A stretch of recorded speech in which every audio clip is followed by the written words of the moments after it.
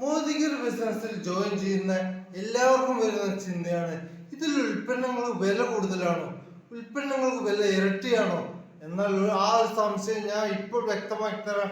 കഴിഞ്ഞ 10, 25, 30 വർഷമായി നമ്മൾ ഉപയോഗിക്കുന്ന നിത്യോപയോഗ സാധനങ്ങൾക്ക് വില എത്ര കോടിയുണ്ട്? 2, 3, 5 രൂപ അല്ലേ? പക്ഷേ പെട്രോൾ വിലയോ അതുപോലെ തന്നെ മറ്റ് ഇതിന്റെ അടിസ്ഥാന ചേരുവകൾക്ക് വില അനേകം ഇരട്ടിയായി വർദ്ധിച്ചിട്ടുണ്ട്. അപ്പോൾ നിങ്ങൾ ചിന്തിക്കൂ, എങ്ങനെയാണ് ഈ അനേകം ഇരട്ടി അടിസ്ഥാന ചേരുവകളുടെ വില അനേകം ഇരട്ടിയായി വർദ്ധിച്ചിട്ടും പെട്രോളിന്റെ വില, എന്ത് സാധനങ്ങളും ഗതാഗതത്തിന് വേണ്ടി പെട്രോൾ ആവശ്യമാണ്, ആ പെട്രോളിന്റെ ഡീസലിന്റെ വില 5, 6 ഇരട്ടി വർദ്ധിച്ചിട്ടും എങ്ങനെയാണ് ഉൽപ്പന്നങ്ങൾക്ക് വില കുറച്ച് കൊടുക്കാൻ കമ്പനികൾക്ക് കഴിയും? നമ്മുടെ വലിയ കമ്പനികൾക്ക് കഴിയുന്നത് എങ്ങനെ? ഒന്ന് ആലോചിച്ച് നോക്കൂ.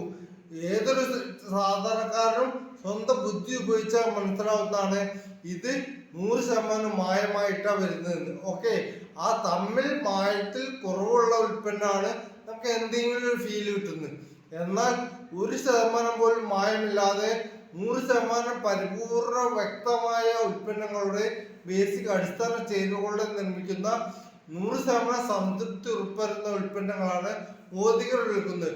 അതുകൊണ്ട് തന്നെയാണ് മോദിഗറിന് കുറച്ച് വില കൂടുതൽ.